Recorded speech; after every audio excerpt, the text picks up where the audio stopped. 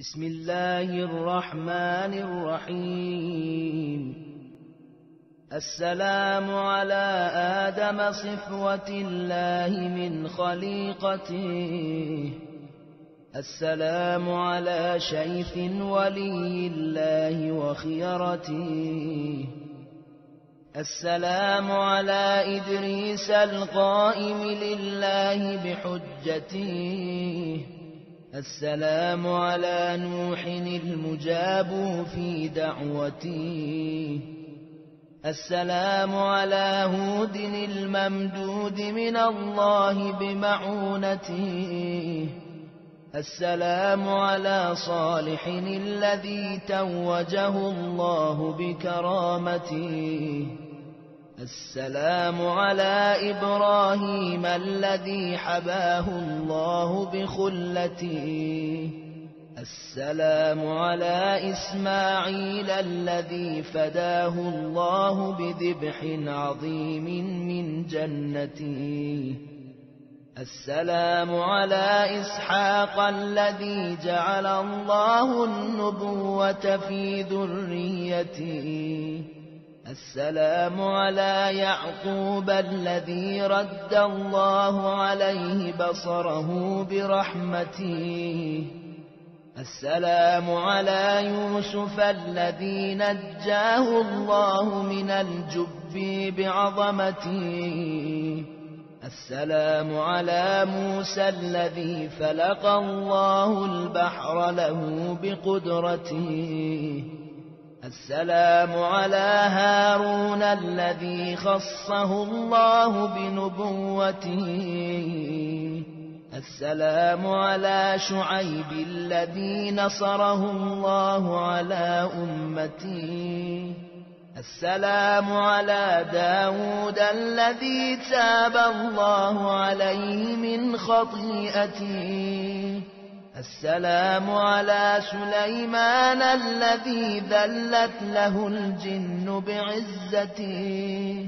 السلام على أيوب الذي شفاه الله من علته، السلام على يونس الذي أنجز الله له مضمون عدته، السلام على عزير الذي أحياه الله بعد ميتته، السلام على زكريا الصابر في محنته، السلام على يحيى الذي أزلفه الله بشهادته، السلام على عيسى روح الله وكلمته، السلام على محمد حبيب الله وصفوته، السلام على أمير المؤمنين علي بن أبي طالب المخصوص بأخوته، السلام على فاطمة الزهراء ابنته، السلام على أبي محمد الحسن وصي أبيه وخليفته، السلام على الحسين الذي سمحت نفسه بمهجته، السلام على من أطاع الله في سره وعلانيته، السلام على من جعل الله الشفاء في تربته، السلام على من الإجابة تحت قبته، السلام على من الأئمة من ذريته، السلام على ابن خاتم الأنبياء، السلام على ابن سيد الأوصياء، السلام على ابن فاطمة الزهراء، السلام على ابن خديجة الكبرى، السلام على ابن سدرة المنتهى، السلام على ابن جنة المأوى السلام على ابن زمزم والصفاء السلام على المرمل بالدماء السلام على المهتوك الخباء السلام على خامس أصحاب الكساء السلام على غريبي الغرباء السلام على شهيدي الشهداء السلام على قتيلي الأدعياء السلام على ساكن كربلاء السلام على من بكته ملائكة السماء السلام على من ذريته الأزكياء السلام على يعشوب الدين السلام على منازل البراهين السلام على الأئمة السادات السلام على الجيوب المضرجات السلام على الشفاه الذابلات السلام على النفوس المصطلمات السلام على الأرواح المختلسات السلام على الأجساد العاريات السلام على الجسوم الشاحبات السلام على الدماء السائلات السلام على الأعضاء المقطعات السلام على الرؤوس المشالات السلام على النسوة البارزات السلام على حجة رب العالمين السلام عليك وعلى آبائك الطاهرين السلام عليك وعلى أبنائك المستشهدين السلام عليك وعلى ذريتك الناصرين السلام عليك وعلى الملائكة المضاجعين السلام على القتيل المظلوم السلام على أخيه المسموم السلام على علي الكبير السلام على الرضيع الصغير السلام على الأبدان السليبة السلام على العترة القريبة السلام على المجدلين في الفلوات السلام على النازحين عن الأوطان السلام على المدفونين بلا أكفان السلام على الرؤوس المفرقة عن الأبدان السلام على المحتسب الصابر السلام على المظلوم بلا ناصير السلام على ساكن التربة الزاكية السلام على صاحب القبة السامية السلام على من طهره الجليل السلام على من افتخر به جبرائيل السلام على من ناغاه في المهد ميكائيل السلام على من نكثت ذمته السلام على من هتكت حرمته السلام على من أريق بالظلم دمه، السلام على المغسل بدم الجراح، السلام على المجرع بكاسات الرماح، السلام على المضام المستباح، السلام على المنحور في الوراء، السلام على من دفنه أهل القرى، السلام على المقطوع الوتين،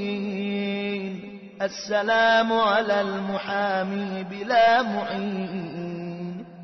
السلام على الشيب الخضيب، السلام على الخد التريب، السلام على البدن السليم، السلام على الثغر المقروع بالقضيب، السلام على الرأس المرفوع،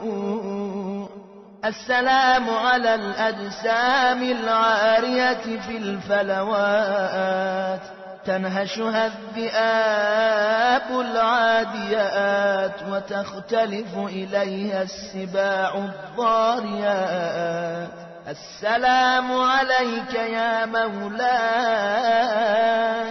وعلى الملائكة المرفرفين حول قبتك الحافين بتربتك الطائفين بعرستك الواردين لزيارتك. السلام عليك فإني قصدت إليك ورجوت الفوز لديك. السلام عليك السلام العارف بحرمتك المخلص في ولايتك المتقرب إلى الله بمحبتك البرائي من أعدائك. سلام من قلبه بمصابك مقروح ودمعه عند ذكرك مسفوح. سلام المفجوع المحزون الواله المستكين. سلام من لو كان معك في الطفوف لوقاك بنفسه حد السيوف وبذل حشاشته دونك للحتوف وجاهد بين يديك ونصرك على من بغى عليك وفداك بروحه وجسده وماله وولده وروحه لروحك فداء وأهله لأهلك وقاه.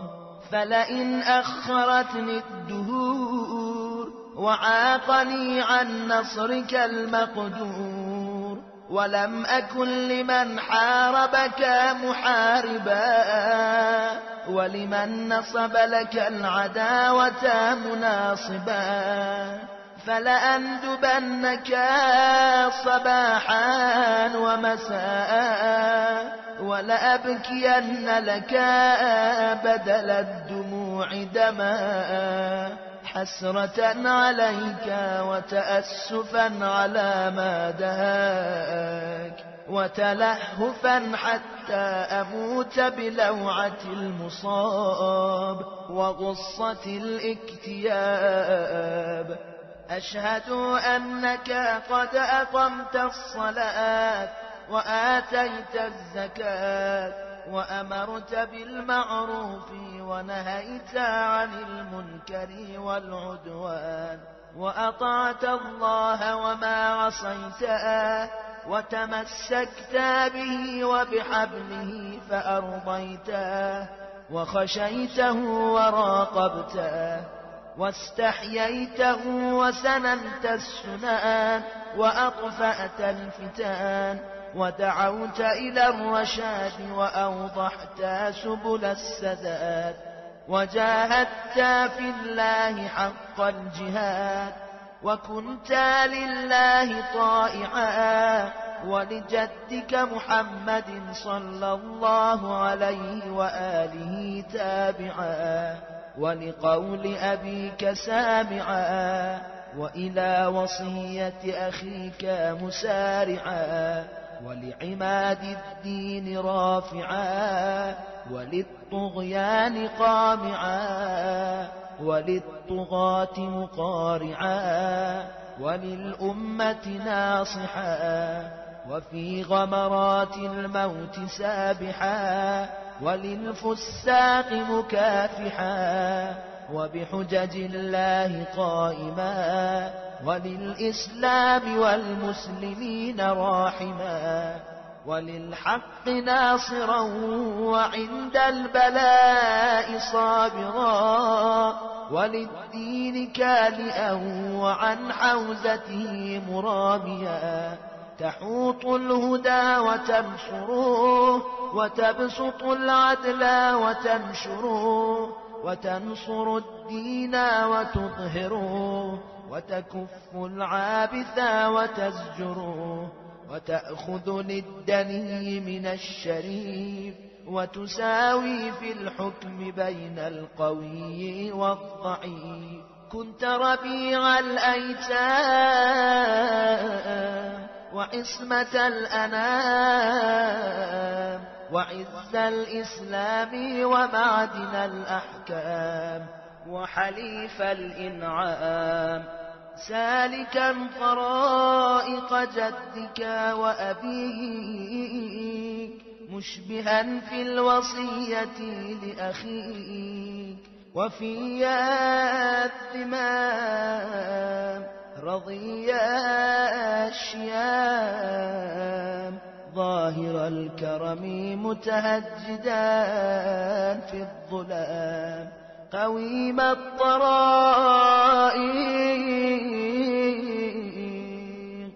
كريم الخلائق،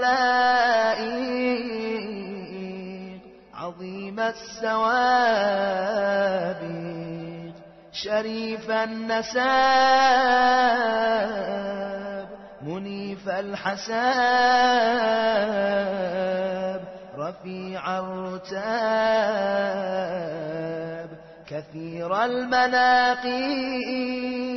محمود الضرائب، جزيل المواهب، حليم رشيد، منيب جواد، عليم شديد، إمام شهيد، أواه منيب،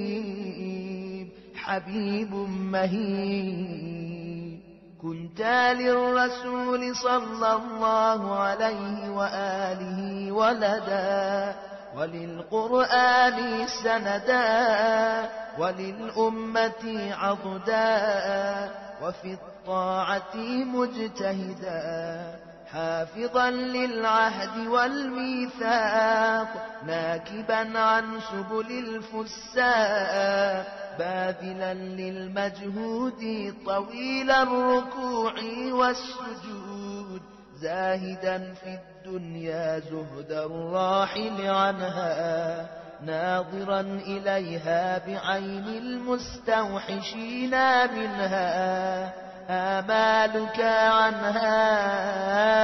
مكفوفا،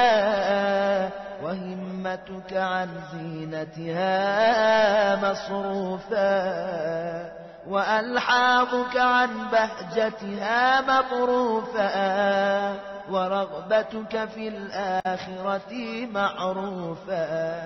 حتى إذا الجور مد باعا، وأسفر الظلم قناعا، ودعا الغي أتباعا، وأنت في حرم جدك قاطين، وللظالمين مباين، جليس البيت والمحراب، معتزل عن اللذات والشهوات، تنكر المنكر بقلبك ولسانك على حسب طاقتك وإمكانك، ثم اقتضاك العلم للإنكار ولزمك أن تجاهد الفجار، فسرت في أولادك وأهاليك وشيعتك ومواليك، وصدعت بالحق والبينات، ودعوت إلى الله بالحكمة والموعظة الحسنة، وأمرت بإقامة الحدود والطاعة للمعبود، ونهيت عن الخبائث والطغيان، وواجهوك بالظلم والعدوان، فجاهدتهم بعد الإيعاد إليهم وتأكيد الحجة عليهم، فنكثوا ذمامك وبيعتك وأسخطوا ربك وجدك، وبدأوك بالحار فثبت للطعن والضار، وطحنت جنود الفجار واقتحمت قسطل الغبار، مجالدا بذي الفقار كأنك علي المختار. فلما رأوك ثابت الجاش غير خائف ولا خاش، نصبوا لك غوائل مكرهم وقاتلوك بكيدهم وشرهم، وأمر اللعين جنودا فمنعوك الماء وورودا، وناجزوك القتال وعاجلوك النزال، ورشقوك بالسهام والنبال، وبسطوا إليك أكف الإصطلام، ولم يرعوا لك ذماما ولا راقبوا فيك آثاما، في قتلهم أولياءك ونهبهم رحالاك، وأنت مقدم في الهبوات ومحتمل للأذيات. قد عجبت من صبرك ملائكة السماوات، فأحدقوا بك من كل الجهات، وأثخنوك بالجراح، وحالوا بينك وبين الرواح، ولم يبقى لك ناصير، وأنت محتسب صابر، تذب عن نسوتك وأولادك حتى نكسوك عن جوادك، فأويت إلى الأرض جريحا تطأك الخيول بحوافرها، وتعلوك الطغاة ببواترها، قد رشح للموت جبينك، واختلفت بالانقباض والانبساط شمالك ويمينك، تدير طرفا خفيا إلى رحلك وبيتك، وقد شغلت بنفسك عن ولدك وأهاليك، وأسرع فرسك شاردا إلى خيامك، قاصدا محمحما باكيا. فلما رأينا النساء جوادك مخزيا، ونظرنا سرجك عليه ملويا، برزن من الخدور ناشرات الشعور، على الخدود لاطمات، الوجوه سافرات وبالعويل داعيات وبعد العز مذللات وإلى مصرعك مبادرات والشمر جالسون على صدرك مولغ سيفه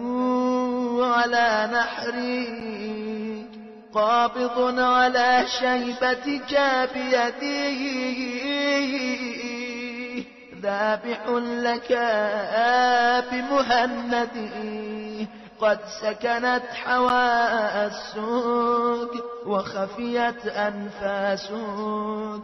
ورفع على القنا رأسك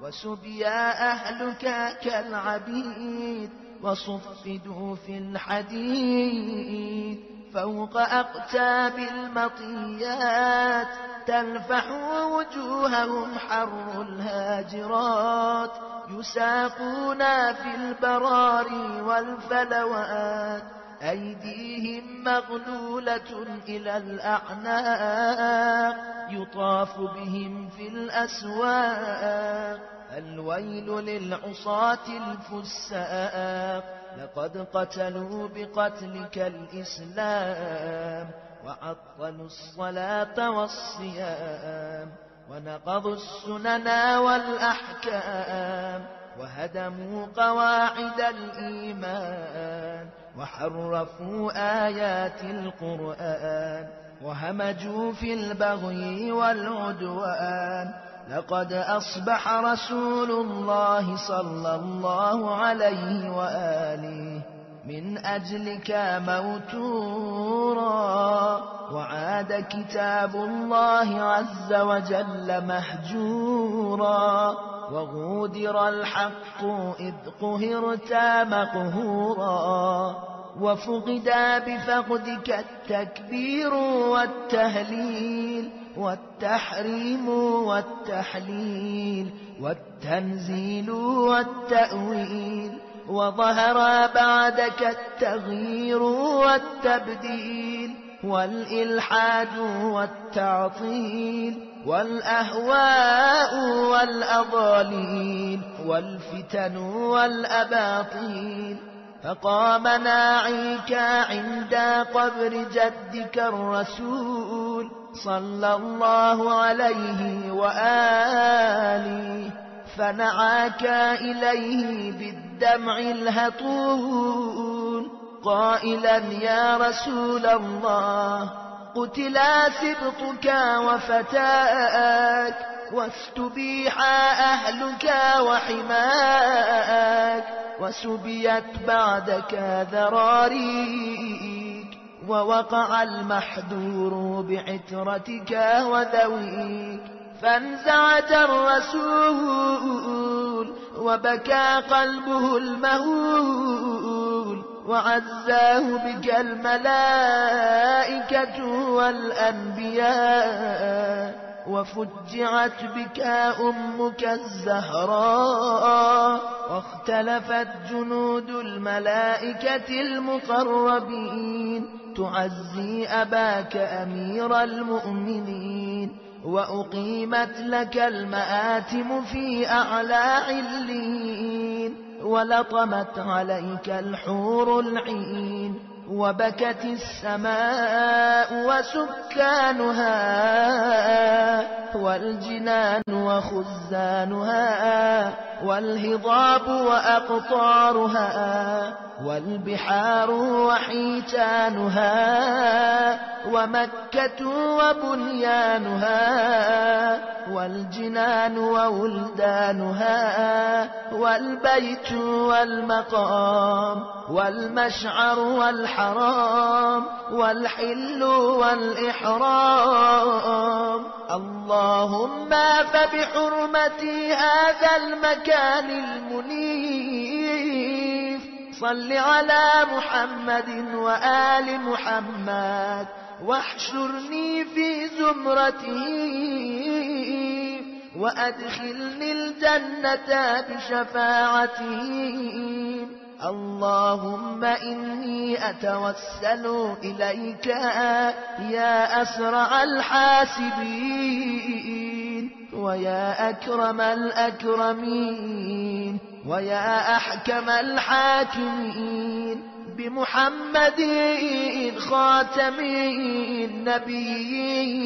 النبيين رسولك إلى العالمين أجمعين وبأخيه وابن عمه الأنزع البطين العالم المكين علي أمير المؤمنين وبفاطمة سيدة نساء العالمين وبالحسن الزكي عصمة المتقين وبأبي عبد الله الحسين أكرم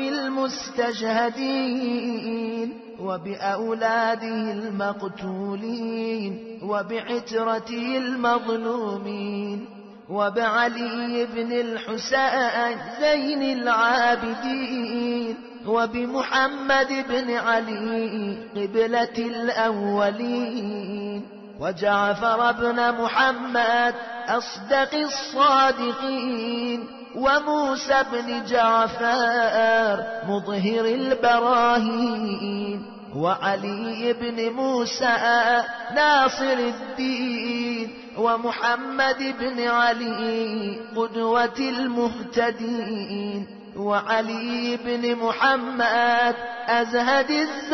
الزاهدين والحسن بن علي وارث المستخلفين والحجة على الخلق أجمعين أن تصلي على محمد وآل محمد الصادقين الأبرين آل طه وياسين وأن تجعلني في القيامة من الآمنين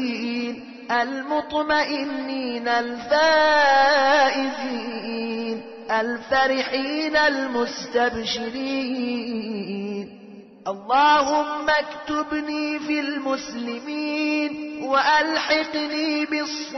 بالصالحين واجعل لي لسان صدق في الآخرين وانصرني على الباغين واكفني كيد الحاسدين واصرف عني مكر الماكرين واقبض عني أيدي الظالمين واجمع بيني وبين السادة الميامين في أعلى عليين مع الذين أنعمت عليهم من النبيين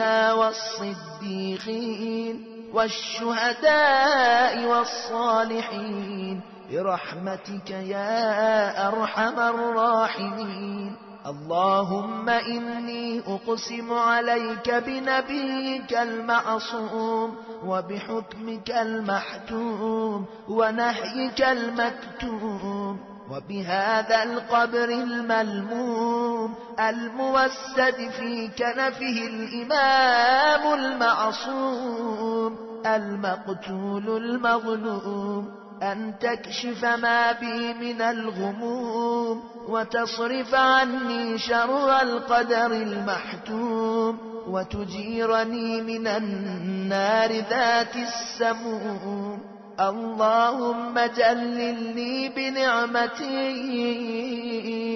ورضني بقسمك وتغمدني بجودك وكرمك وباعدني من مكرك ونقمك. اللهم اعصمني من الزلال وسدد لي في القول والعمل وافسح لي في مدة الأجال واعفني من الأوجاع والعلال وبلغني بموالي وبفضلك أفضل الأمال. اللهم صل على محمد وآل محمد وقبال توبتي وارحم عبرتي وأقلني عثرتي ونفس كربتي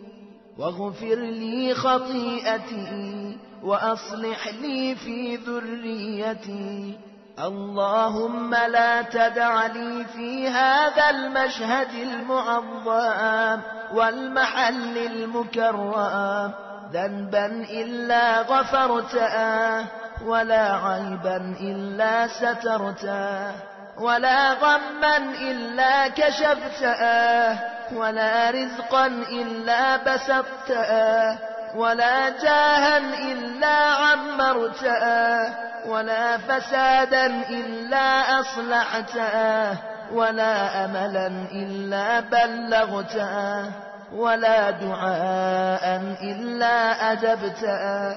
ولا مضيقا إلا فرجته، ولا شبلا إلا جمعته، ولا أمرا إلا أتممته، ولا مالا إلا كثرته، ولا خلقا إلا حسنته،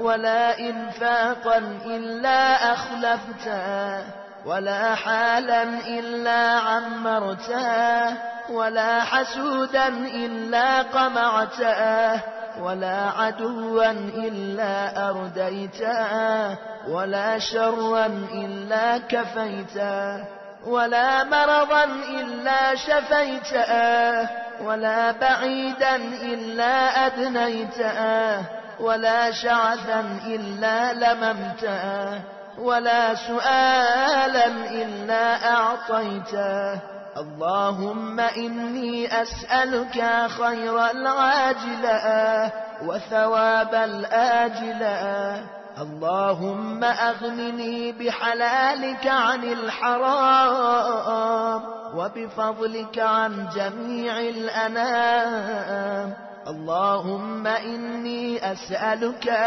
علما نافعا وقلبا خاشعا ويقينا صادقا وعملا زاكيا وصبرا جميلا وأجرا جزيلا. اللهم ارزقني شكر نعمتك علي وزدني في إحسانك وكرمك إلي، واجعل قولي في الناس مسموعا وعملي عندك مرفوعا وأثري في الخيرات متبوعا وعدوي مقموعا. اللهم صل على محمد وآل محمد الأخيار في آناء الليل وأطراف النهار، واكفني شر الأشرار وطهرني من الذنوب والأوزار وأجرني من النار وأدخلني دار القرار، واغفر لي ولجميع إخواني فيك وأخواتي المؤمنين والمؤمنات برحمتك يا أرحم الراحمين.